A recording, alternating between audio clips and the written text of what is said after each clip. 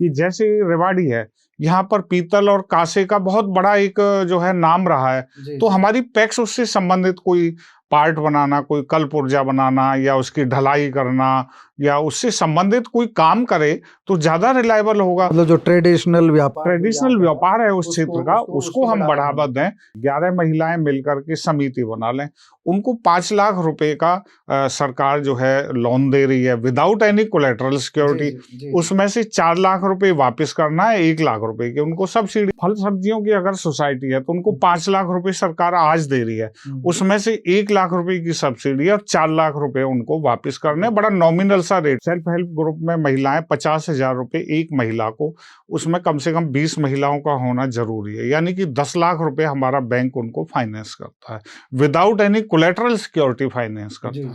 बस उनका self help group में रजिस्ट्रेशन एडीसी ऑफिस के जरिए होना चाहिए। दूसरा है JLG, जॉइंट लायबिलिटी ग्रुप। ये स्कीम साउथ से चलकर आई है और हरियाणा में भी हमारी बहनों ने इसको बड़ा सक्सेस जो है बहुत कामयाब बनाया है। उसमें 4 महिलाएं मिलकर के अपना एक ग्रुप बना सकती हैं। इसमें करोड़ों रुपए हमने हरियाणा प्रदेश में हर जिले में 2-2, 2.5-2.5, 5-5, 6-6 करोड़ जो है हमने दिया है। 4 महिलाएं मिलकर एक ग्रुप बनाएंगी, चारों महिलाओं को 50-50 हजार रुपए और बहुत नॉमिनल रेट ऑफ इंटरेस्ट होगा, यानी कि 1700 रुपए की किस्त आती है, 3 साल की किस्तों में उसको पैसा वापस करना है। कि हमने 88 करोड़ 59 लाख रुपए का प्रॉफिट हमारे हरको बैंक ने पिछले 22-23 में कमाया है, जो उससे पिछले साल का 30% अधिक है। कि पैक्सों की 10% कर्मचारी अब हम प्रमोट करके उनमें से अपने बैंक में लेंगे। बहुत बड़ी बात थी। अब तक पैक्स बिल्कुल अलग थी, बैंक उनको अपने में शामिल ही नहीं समझता था। बैंकिंग सेक्टर में कभी भी कर्ज माफी का कोई कॉलम नहीं है, लेकिन ये पॉलिटिकल हो जाता है। पिछली सरकार ने किया तो बैंकों की हालत ये होगी कि वो किसानों को वर्षों वर्षों तक अगला लोन नहीं दे पाई। हमने लगभग 1800 करोड़ 1759 करोड़ रुपए का ब्याज जो माफ किया है पिछले सालों तक। ये बहुत बड़ा एक 2014 के बाद पैक्स में किसान को जो लोन दिया जाता है उस पर कोई ब्याज नहीं लिया जाता।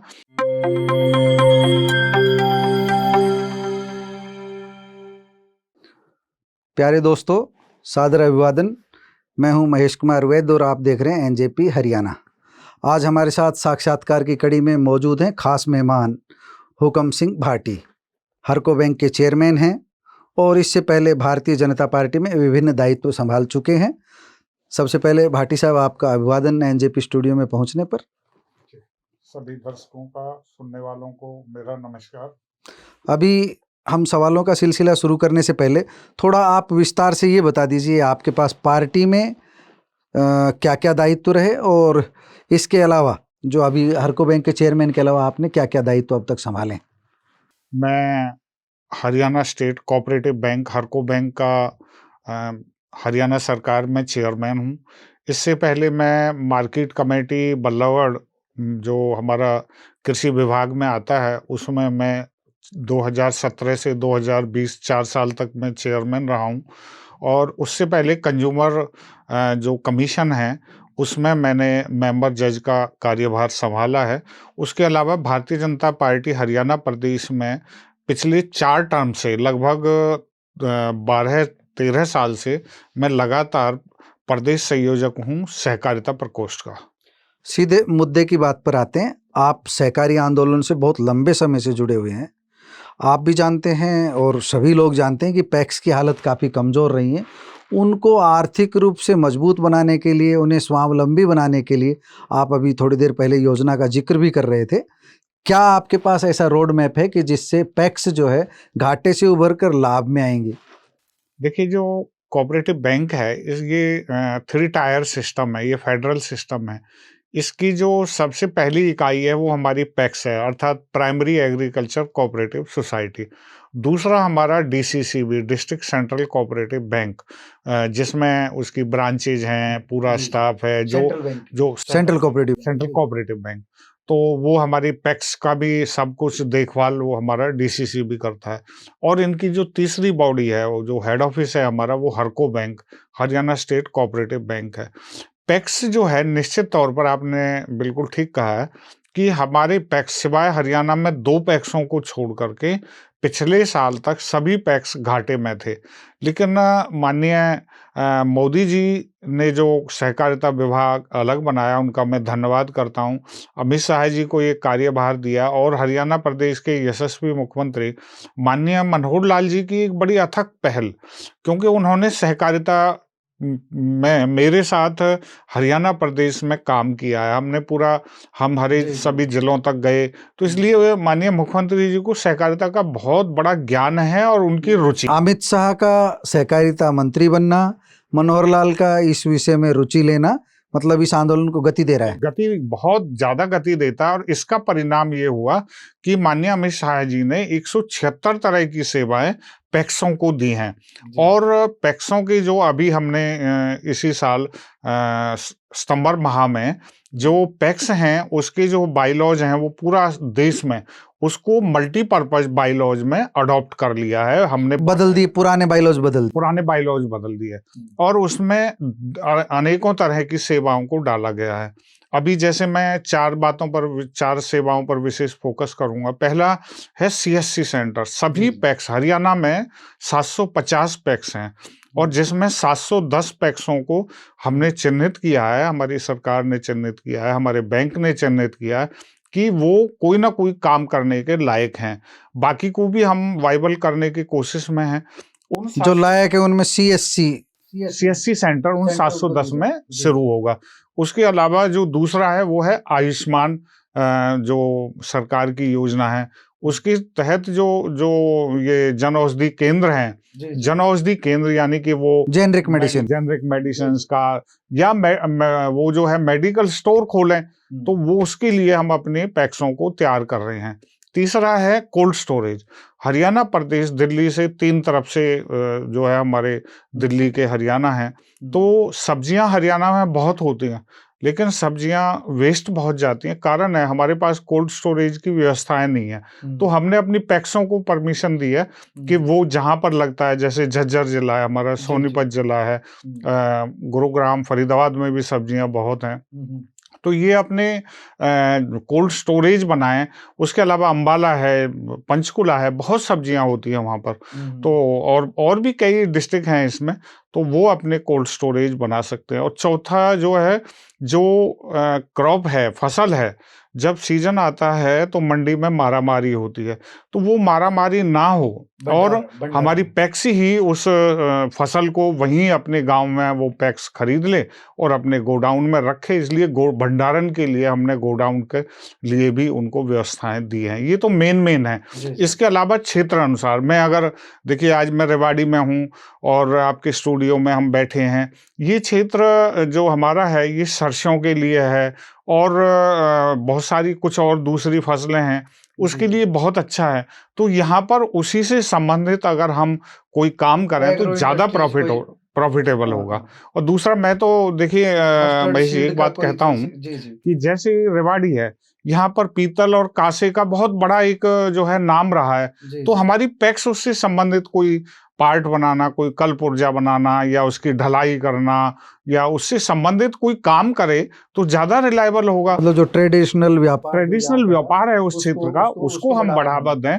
इसलिए पैक्सों को मल्टीपर्पज, जो वहां के लिए अनुकूल हो वो काम वो करें।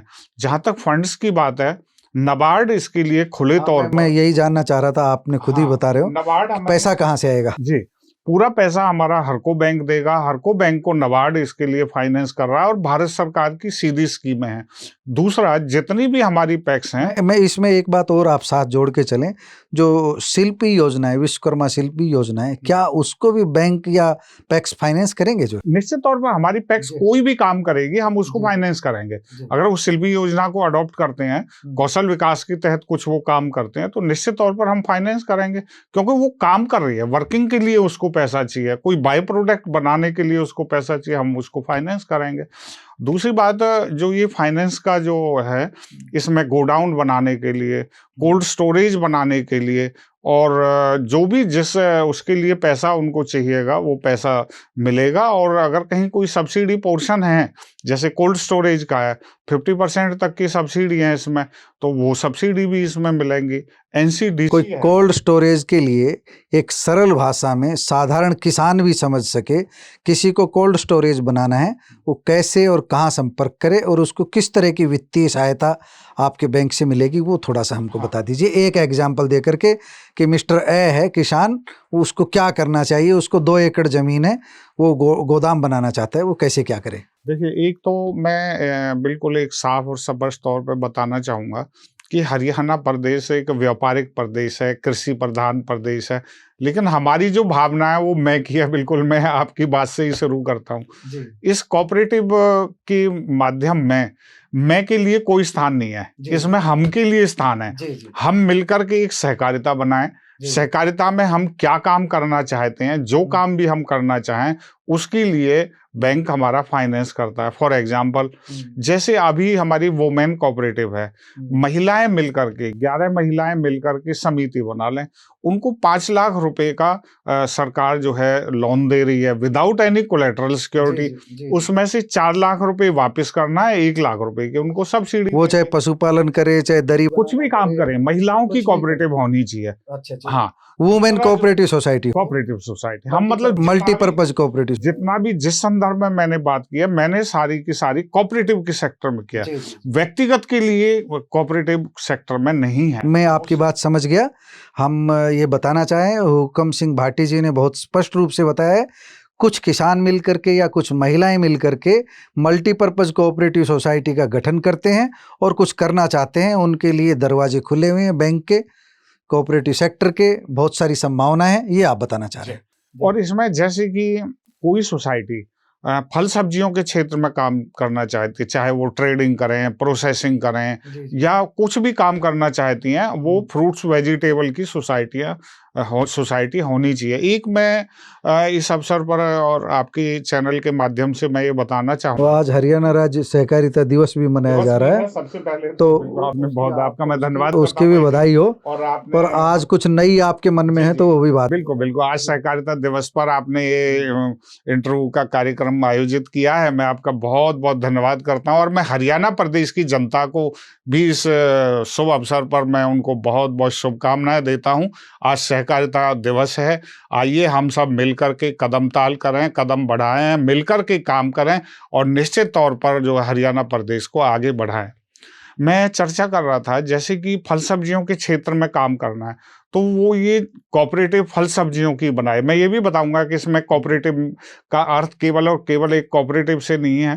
फल सब्जियों की अगर सोसाइटी है तो उनको 5 लाख रुपए सरकार आज दे रही है, उसमें से 1 लाख रुपए की सब्सिडी और 4 लाख रुपए उनको वापस करने, बड़ा नॉमिनल सा रेट। ये कोऑपरेटिव सोसाइटी की बजाय सेल्फ हेल्प ग्रुप भी हो सकता है। हाँ, सेल्फ हेल्प भी हो सकता है। अब मैं आपको वही, आपने बिल्कुल ठीक शुरुआत की है। ये जो हरियाणा में रजिस्ट्रेशन है, ये अलग अलग सोसाइटियों के लिए। एक सोसाइटी जो फल सब्जी क्षेत्र में काम करती है तो उसको फ्रूट्स वेजिटेबल के उसमें रजिस्टर्ड कराना पड़ेगा। एक सोसाइटी वुमेन कोऑपरेटिव है, वो कोई भी डिफरेंट काम करे, मल्टीपर्पज में कराना है। इसलिए मान लिया कोई अपने यहाँ पर थ्रेफ्ट एंड क्रेडिट की है नहीं, लेकिन मान लिया कोई थ्रेफ्ट एंड क्रेडिट का काम पहले होता था तो उसको थ्रेफ्ट एंड क्रेडिट में रजिस्ट्रेशन। अब सरकार ने क्या काम किया कि आप किसी भी क्षेत्र में काम करिए, आप मल्टीपर्पज में रजिस्ट्रेशन ले लीजिए, तो उसमें आप किसी भी क्षेत्र में काम कर सकते हैं। और जहां तक सेल्फ हेल्प ग्रुप की, ये 2 बहुत ही बेहतरीन और हमारी महिलाओं ने इतना सक्सेस करके दिखाया है। पहला है self help group. Self help group का सक्सेस रेशो बहुत बड़ा है, जो लगभग 95% से अबव है। सेल्फ हेल्प ग्रुप में महिलाएं 50,000 रुपये एक महिला को, उसमें कम से कम 20 महिलाओं का होना जरूरी है, यानी कि 10 लाख रुपए हमारा बैंक उनको फाइनेंस करता है, without any collateral security finance करता है। बस उनका सेल्फ हेल्प ग्रुप में रजिस्ट्रेशन एडीसी ऑफिस के जरिए होना चाहिए। दूसरा है JLG, जॉइंट लायबिलिटी ग्रुप। ये स्कीम साउथ से चलकर आई है और हरियाणा में भी हमारी बहनों ने इसको बड़ा सक्सेस जो है बहुत कामयाब बनाया है। उसमें 4 महिलाएं मिलकर के अपना एक ग्रुप बना सकती हैं। इसमें करोड़ों रुपए हमने हरियाणा प्रदेश में हर जिले में 2-2, 2.5-2.5, 5-5, 6-6 करोड़ जो है हमने दिया है। 4 महिलाएं मिलकर एक ग्रुप बनाएंगी, चारों महिलाओं को 50-50 हजार रुपए और बहुत नॉमिनल रेट ऑफ इंटरेस्ट होगा, यानी कि 1700 रुपए की किस्त आती है, 3 साल की किस्तों में उसको पैसा वापस करना है। 2 काम एक साथ हो जाएंगे, बेरोजगारी उन्मूलन और नारी सशक्तिकरण। बिल्कुल, नारी का सशक्तिकरण भी है। और इसमें बड़ी हैरानी की बात, बहुत इंटरेस्टिंग और एक अच्छी बात, हमारी माता बहनों ने 99% का रिकवरी रेशो है। बाकी में तो नहीं है। नहीं, अभी थ्रेफ्ट और क्रेडिट में तो मेरे ख्याल से पहले तो बहुत ही कम होता था। बहुत कम होता था हमारा। अगर आप लगाइए तो हमारी समितियों का जो रिकवरी रेशो है 52% है। वो आपने तो ज्यादा नजदीक से देखा है, नए पुराने करने का सिस्टम। हाँ, वो भी नए पुराने में जाके 52% हो, लेकिन ये एक्चुअल रिकवरी है। ये एक्चुअल रिकवरी है। हमारी माताएं बहनें कहती है पहले किस्त जमा कराऊंगी तब कोई और काम करूंगी। हर महीने वो उनका रिकवरी का इतना अच्छा रेशो है। JLG, जॉइंट लायबिलिटी ग्रुप, 50,000 रुपए 4 महिलाओं ने मिलकर बनाया तो 2 लाख रुपए, यानी कि 50-50 हजार रुपए इंडिविजुअल उनको मिल जाएंगे और वो एक दूसरे के प्रति लायबल रहेंगे। मान लिया 4 महिलाएं, एक ने नहीं भरा तो 3 उसके लिए जिम्मेदार रहेंगे। ये इसमें JLG की एक कंडीशन है। कैबिनेट मिनिस्ट्री की तरह जवाबदेही सभी की है। और इसका सक्सेस रेशो बहुत बड़ा है। सरकार भी चाहती है कि ये अब इसको अभी पुरुषों में भी लाने की कोशिश है। अगर अच्छे ग्रुप्स जो है खड़े होते हैं, वो वाकई काम करें। और इस 50,000 तक ही सीमित नहीं है। हरियाणा जैसे प्रदेश में लोग कहते हैं 50,000 रुपए में क्या होने वाला है, लेकिन 50,000 से आप शुरुआत कीजिए। अगर बाद में आपको फिर अगले उसमें लाख रुपए भी चाहिएगा तो आपको 1 लाख रुपए देंगे। पैसे की कमी आगे नहीं रहेगी। उनको वो अच्छा पे करेंगे और उसको बढ़ाते जाएंगे। अब हरको बैंक पर छोटा सा सवाल करते हैं। हरको बैंक आपने कितने दिन हो गए संभाले हुए? मेरे को अब 11 महीने लगभग पूरे होने वाले हैं। मतलब समझ लो साल भर का काम अब पूरा होने वाला है। आपके कार्यकाल में कोई ऐसा बड़ा बदलाव जिसने हरको बैंक को ताकत दी हो? जी, देखिए, सबसे पहले तो मैं अपने हरियाणा प्रदेश की जनता को इस बात के लिए भी मैं धन्यवाद दूंगा, अपने ऑफिसर्स कर्मचारियों को भी, कि हमने 88 करोड़ 59 लाख रुपए का प्रॉफिट हमारे हरको बैंक ने पिछले 22-23 में कमाया है, जो उससे पिछले साल का 30% अधिक है। एक तो ये बहुत बड़ी बात है।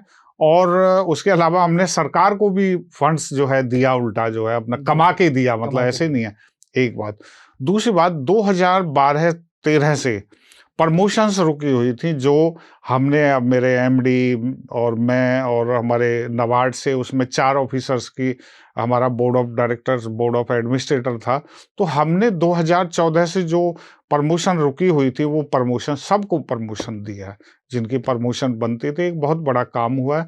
उसके अलावा 2020 में एक रिटर्न टेस्ट हुआ था असिस्टेंट मैनेजर का, उनके इंटरव्यू करके वो बहुत जल्दी लिस्ट आने वाली है, वो सरकार के विचाराधीन है। वो लिस्ट आते ही हम 30 जो है नए असिस्टेंट मैनेजर हम और भर्ती करेंगे। उसके अलावा जो रिपेयर का काम और दूसरे काम रुके, सबको हमने नए सिरे से करके और लाइन अप किया है। एक और मैं इस अवसर पर मैं हमारे बहुत सारे पैक्स के कर्मचारी भी और पैक्स से जुड़े हुए लोग भी सुन रहे होंगे। पैक्सों की 29,67,000 हमारी सदस्य संख्या है पैक्सों की। और अब एक बहुत बेहतरीन बात, मैं पैक्सों के हमारे कर्मचारियों को इस बात के लिए बधाई भी देता हूं कि माननीय मुख्यमंत्री जी के अथक प्रयास से, और उन्होंने घोषणा की है कि पैक्सों के 10% कर्मचारी अब हम प्रमोट करके उनमें से अपने बैंक में लेंगे। बहुत बड़ी बात थी। अब तक पैक्स बिल्कुल अलग थी, बैंक उनको अपने में शामिल ही नहीं समझता था, एक अलग यूनिट की तरह काम कर। बिल्कुल, अब वो बैंक की यूनिट की तरह काम करेंगे, बैंक में 10% लेंगे और ये आगे परसेंटेज और भी बढ़ सकती है। ये एक बहुत अच्छी जो है एक घोषणा है माननीय मुख्यमंत्री जी के, जो उन्होंने पूरे प्रदेश के लिए की है। अब हम समापन की ओर बढ़ रहे हैं। मेरा अंतिम सवाल ये है कि हरको बैंक, आप DCCB को छोड़ दीजिए, पैक्स को छोड़ दीजिए, डिस्ट्रिक्ट सेंट्रल कोऑपरेटिव बैंक अपने स्तर पर काम कर रहे हैं, पैक्स काम कर रही है, मैं हरको बैंक के ब्रांचेज जैसे चंडीगढ़ में ही है, उससे बाहर नहीं निकल पाई, कुछ शाखाएं बढ़ाने की बात थी। क्या निकट भविष्य में हरको बैंक अपनी खुद की शाखाएं भी बढ़ाने जा रहा है? निश्चित तौर पर हमारी जो टोटल 19 शाखाएं हैं, जो चंडीगढ़ में है और पंचकुला में है। जी, और 19 में से 16 शाखाएं, हमारे 3 एक्सटेंशन काउंटर हैं जी, और 16 हमारी शाखाएं जो क्लास A1 जी, क्लास हैं, वो बहुत अच्छी शाखाएं हैं और निश्चित तौर पर हम ये आगे और भी बढ़ाएंगे। और सबसे बड़ा हमारा शाखाएं हम बढ़ाएं वो थोड़ा सा बाद में होगा, लेकिन हम शाखाओं का आधुनिकीकरण करें और ना ही केवल हरको बैंक का, हम अपने DCCB का भी आधुनिकीकरण करें और हम अपने पैक्सों का भी, क्योंकि पैक्स के संदर्भ में भी हम लोगों ने बात की है, तो पैक्सों का भी आधुनिकीकरण कर रहे हैं, उनको अच्छे से कंप्यूटराइज करना, उनको पूरा सिस्टम जो है वो चल रहा है। इसलिए निश्चित तौर पर पूरा बैंक के जो है मॉडर्नाइजेशन का काम। एक सवाल भी मेरा पूरा करवाइए और जवाब भी आप दीजिए। मेरे ध्यान में काफ़ी समय पहले की बात है, रिजर्व बैंक ऑफ इंडिया ने DCCB है इनको पूर्ण बैंक शायद मानने से इनकार कर दिया था, कुछ फॉर्मेलिटीज पूरी नहीं हो पाई थी, अब क्या स्थिति है? निश्चित तौर पर पूर्ण बैंक तो ये हैं, लेकिन RBI की कुछ कंडीशन जब फॉलो नहीं होती हैं, जैसे NPA का ज़्यादा नहीं होना चाहिए। अब यहाँ पर हरियाणा में क्या किया, वो उनको माफ़ कर दिया। अब माफ़ करने से सरकार ने पैसा दिया नहीं है, हुड्डा साहब ने पैसा नहीं दिया, तो पैसा एज इट इज खड़ा रहा। वो नबार्ड को पैसा गया नहीं वापस, तो नबार्ड की रिपोर्ट RBI जाती है। इसलिए हमारे कुछ जो है कुछ ब्रांचों ने अच्छा काम किया। तो अब भी मेरे ख्याल से कोई ज़्यादा वो NPA हमारा अभी बढ़ा हुआ है, NPA जो है NPA, लेकिन जो हमारा जो ब्रांचों का लेवल है, वर्किंग लेवल है, लोन देने का, लेने का, जैसे अभी आपने कहा भाई नवीनीकरण हो रहा है, चाहे कैसे भी है, हम लोग वो अब जो है लगातार अप टू मार्क कर रहे हैं। और अब सिवाय 1 या 2 हमारे DCCB को छोड़ के सभी को हमारा RBI की तरफ से जो है A या B कैटेगरी में रखा। अभी हमारी NPA की क्या पोजीशन है? NPA अभी हमारा जो है कोई फिगर है? ज्यादा है, लेकिन RBI की जो कंडीशन है उसको क्रॉस करता है। ये जो ऋण माफी का जो सिस्टम है, इन्होंने बैंकिंग सेक्टर की कितनी कमर तोड़ी है, क्या भला किया है, या सरकारें उसको दे देती है? अब तक का क्या अनुभव रहा है? देखिए, मैं अगर सच्चे मायनों में बोलूं तो बैंकिंग सेक्टर में कभी भी कर्ज माफी का कोई कॉलम नहीं है, लेकिन ये एक पॉलिटिकल वो हो जाता है। पिछली सरकार ने किया तो बैंकों की हालत ये होगी कि वो किसानों को वर्षों वर्षों तक अगला लोन नहीं दे पाई। और माननीय मुख्यमंत्री जी ने बहुत एक अच्छा काम करके लैंड मॉर्गेज बैंक को भी जो है अभयदान दिया, उन्होंने पैसा दिया सरकार की तरफ, कोऑपरेटिव बैंक को भी पैसा दिया, और कर्ज माफी का हमारा कोई कॉलम नहीं है। हमने लगभग 1800 करोड़ 1759 करोड़ रुपए का ब्याज जो माफ किया है पिछले सालों तक। ये बहुत बड़ा, एक 2014 के बाद पैक्स में किसान को जो लोन दिया जाता है उस पर कोई ब्याज नहीं लिया जाता, जिसमें 3% केंद्र सरकार ने माफ किया है, 4% हरियाणा सरकार ने माफ किया है। भाटी साहब, आप हमारे स्टूडियो में आए, आपका बहुत बहुत धन्यवाद। मैं ये बताना चाहूँगा कि भाटी साहब ने जो बातें बताई उनमें बहुत सी काम की बातें इस साक्षात्कार में बेरोजगार युवक उन बातों को सुनकर लाभ उठा सकते हैं, अपना रोजगार खड़ा कर सकते हैं, छोटा सा उद्योग खड़ा कर सकते हैं, मल्टीपर्पज़ सोसाइटी बना सकते हैं। इनकी बातों को सुनकर उनका पूरा लाभ उठा सकते हैं। भाटी साहब, आपका बहुत बहुत धन्यवाद, आप हमारे स्टूडियो में पहुँचे।